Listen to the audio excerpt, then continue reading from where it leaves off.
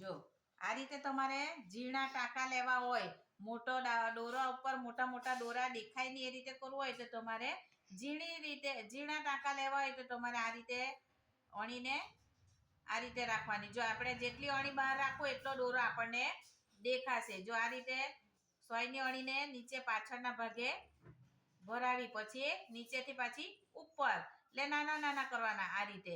પછી આપણે એને સોયને ખેંચીએ એટલે આપણને ટાંકો ખબર પડી જાય. આ રીતે આપણે એને ખેંચી લીધી એટલે આ નાના દોરા આવ્યા ને, જો આગળ પાછળ છે ને એવી રીતે જો આગળ આપણે કરીશું તો આપણે જે મશીનમાં જે સિલાઈ કરી છે એવી સિલાઈ આવશે. આ રીતે નાના સોયના તમે કાયમ આ રીતે કરશો તો તમને વારંવાર તમારે સીવવાનું આવે તો તમારી પાસે મશીન ન હોય તો પણ તમે મશીનના જેવી નાના દોરાથી નાના ટાંકા લઈને તમે તમારા કપડાનો જે ભાગ ફાટી ગયો છે તેને તમે સીવી શકો ને.